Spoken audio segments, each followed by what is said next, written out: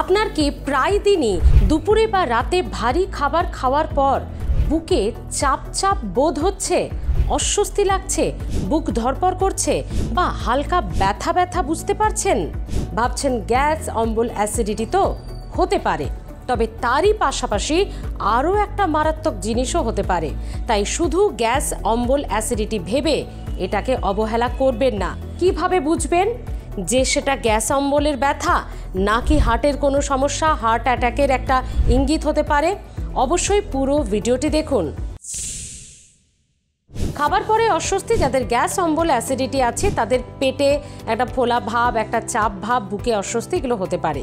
কিন্তু কিছু কিছু লক্ষণ আপনার হার্টের সমস্যার ইঙ্গিতও দিয়ে রাখতে পারে। আপনি হয়তো গ্যাস ভেবে অবহেলা করছেন, সেগুলো কি কি?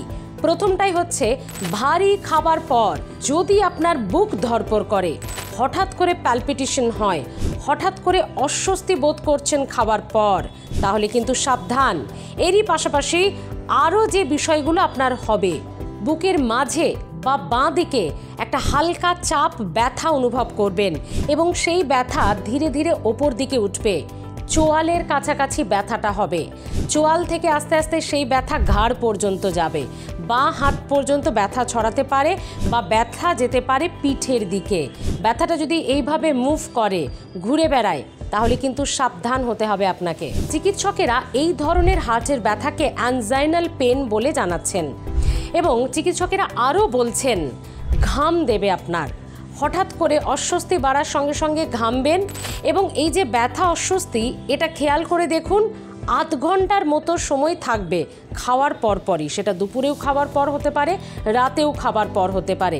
এবং আরও যে কয়েকটি বিষয় হবে, হালকা শ্বাসকষ্ট শুরু হবে, হাত পা কিছুটা অসাড় বোধ হবে, অসাড় হয়ে আসবে মনে হবে এবং মুখ দেখবেন ফ্যাকাশে হয়ে যাচ্ছে। এবং এই সমস্তগুলো যদি হয় আপনার বয়স 40-এর বেশি, তাহলে আপনাকে আরও বেশি সচেতন, সতর্ক থাকতে হবে। এবং এরই পাশাপাশি আপনাদের জানাবো, আতঙ্কিত না হয়ে হার্টের কোনো সমস্যা যদি আগে থেকেই ধরা পড়ে, তাহলে অনেক ভালোভাবে তার চিকিৎসা সম্ভব হয়। ভালো থাকুন, সুস্থ থাকুন, দেখতে থাকুন হেলথ প্লাস।